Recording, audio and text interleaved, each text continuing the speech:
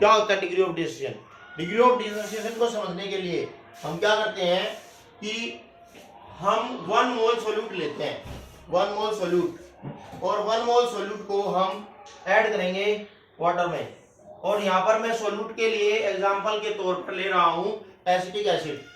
Acetic acid को मैं water में ऐड करने वाला हूँ। तो यहाँ पर मान लीजिए मेरे पास 1 मोल एसिटिक एसिड है। एसिटिक एसिड का फॉर्मूला होता है CH3COOH। ये है एसिटिक एसिड। और मैंने क्या किया, इस एसिटिक एसिड का बच्चों 1 मोल लिया, 1 मोल, और 1 मोल एसिटिक एसिड को मैंने वाटर में ऐड किया।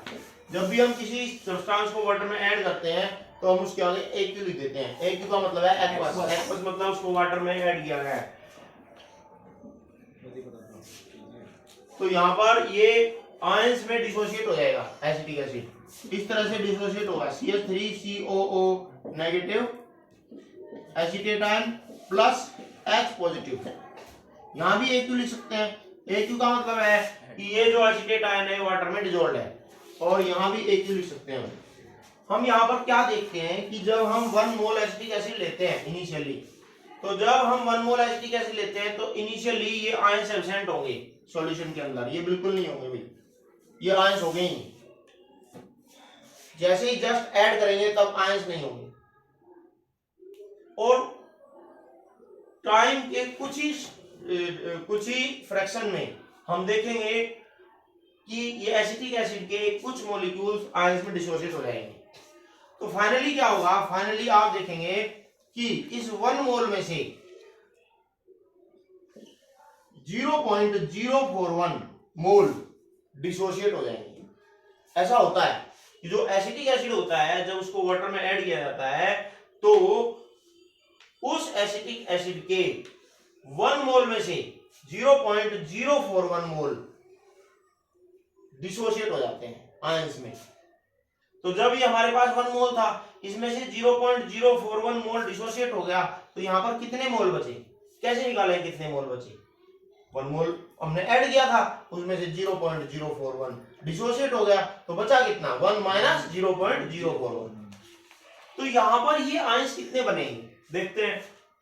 जब इसका एक मॉलिक्यूल डिसोशिएट होता है तो ये एक आयन बनता है।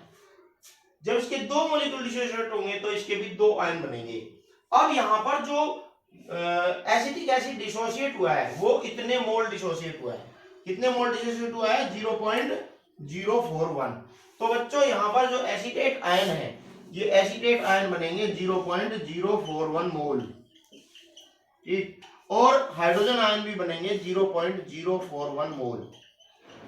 यहां से हम देख पा रहे हैं कि एक मॉलिक्यूल के डिसोशिएट होने पर एक एसीटेट आयन बनता है, तो 0.041 मोल डिसोशिएट होने पर इसके 0.041 मोल ही बनेंगे, इसके भी 0.041 मोल ही बनेंगे। इसी को बोलते हैं बच्चों degree of dissociation. Degree of dissociation होती है जब आप किसी सब्सटेंस का 1 मोल लेते हैं और उसको आप वाटर में डिसॉल्व करते हैं, तो उस 1 मोल में से कितना मोल डिसोशिएट हो जाता है उसको हम डिग्री ऑफ डिसोसिएशन कहते हैं। जैसे हमने यहाँ पर 1 मोल एसिटिक एसिड पानी में मिलाया तो हमने देखा कि उस 1 मोल में से 0.041 मोल डिसोशिएट हो गए, तो हमारी डिग्री ऑफ डिसोसिएशन 0.041 है। समझ आया? इसको निकालने का एक फॉर्मूला और होता है हमारे पास।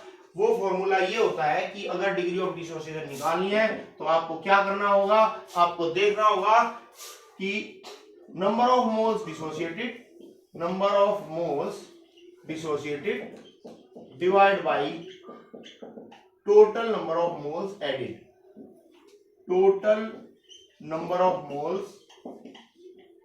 Moles of solute added. Added मतलब जो घोले गए।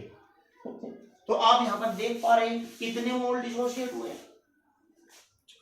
0.041, तो ऊपर लिखेंगे 0.041।